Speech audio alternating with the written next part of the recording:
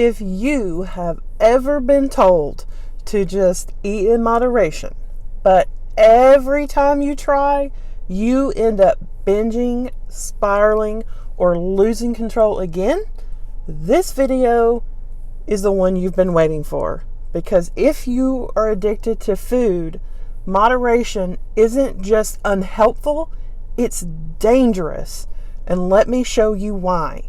Hi, I'm Carrie, and I've lost 200 pounds, not by following diet culture advice, but by doing the opposite of what most people say you should do.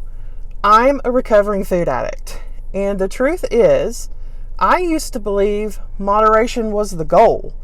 I told myself I could have just a little, just one cookie, one slice of cake, just one taste of that good tasting food. And every single time, I lost control. So, if you're out there trying to white knuckle your way through a moderation plan and wondering what's wrong with you, I want to tell you right now, there is nothing wrong with you. But there might be something very wrong with the idea of moderation. I remember one time after I'd started my new way of eating, I had gone weeks without refined sugar. I felt amazing. My skin was clearing up. My cravings were almost gone. Then, someone I cared about said something that stuck with me. You know, you can still have dessert. You don't have to be so extreme. Just enjoy it in moderation. I thought, maybe they're right. Maybe I'm being too restrictive. Maybe I should learn to control it.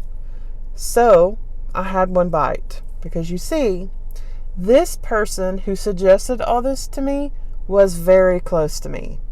And they also had made me plant-based brownies. But those brownies had sugar in them. I did not want to hurt their feelings, and the issue kept being pressed. And also, this person believed that they were being supportive of me and helping me by making me something they thought was okay. It was just one bite of a brownie, right? Not even the whole brownie. Just one tiny bite. And I wish that I could tell you that it ended there. But it didn't. That one bite turned into the whole brownie, and then another, and then a full-blown binge that lasted 3 days. And when it was over, I wasn't just physically sick. I was emotionally shattered.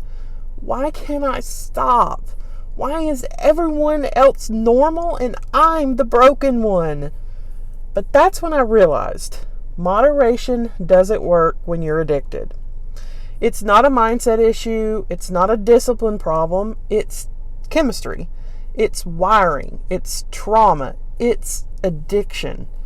Here's the truth no one tells you. Moderation works for people who are not addicted. If you don't have a toxic, compulsive relationship with food, sure, have one brownie and then just move on with your life. But when you're addicted to processed food, that one bite lights up the same parts of your brain as a drug hit. It's not a treat, it's a trigger. And the worst part, when moderation fails you, it makes you think you are a failure. You failed, but you didn't. You were just given the wrong tool for the job. You don't moderate a fire, you put it out. And here's something we don't talk about enough.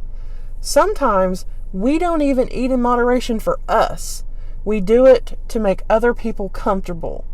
So you're at a party and someone hands you a dessert. You've already said no, but they keep pushing. Come on, it's just one bite. Don't be so extreme. You are not fun anymore. I've heard that one a lot. So you just give in. Not because you want it, but because you don't want to make things awkward. That's not moderation. That's people pleasing at the cost of your own peace.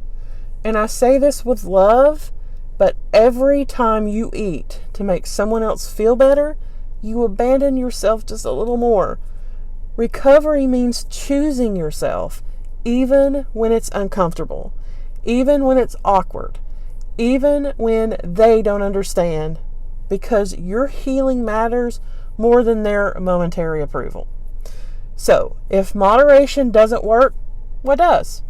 Here's what I've learned on my 200-pound weight loss journey so far. Number 1, remove the triggers. You wouldn't tell someone in alcohol recovery to keep vodka in the house just in case. You don't need to learn control over substances that hijacked your brain. You need safety. You need clarity. You need freedom. Number 2, fill your life with food that loves you back. So for me, I eat a whole food plant-based diet that's completely free of salt, oil, and refined sugar. And because I'm not being triggered by the food I eat, I don't binge anymore. I eat until I'm almost full and satisfied, and then I stop. No white knuckling, no control games, just peace. Number 3, rewire your mindset. Every time I say no to a food that used to control me, I am not depriving myself. I am choosing myself.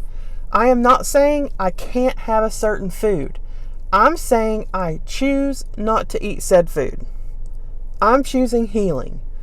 I'm choosing consistency. I'm choosing the life that I was meant to live. So, here's what I want to tell you. If you've been trying to moderate and you keep failing, it's not because you're weak. It's not because you have no willpower. It's not because you're broken. It's because moderation is a lie for people with addiction. And it's okay to say, that doesn't work for me.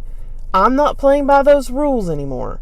So today, I want to challenge you. Pick one trigger food that always leads you into a spiral and make the choice to release it.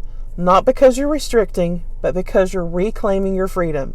You are allowed to live in peace with food. You are allowed to choose recovery over rules. And you are allowed to feel amazing in your body without just one bite.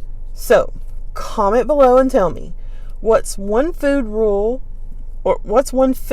rule that you've been trying to moderate, that it's time to let go of. And remember, you aren't broken. You're just healing, and you're not doing it alone. We're doing this journey together. Until next time, bye.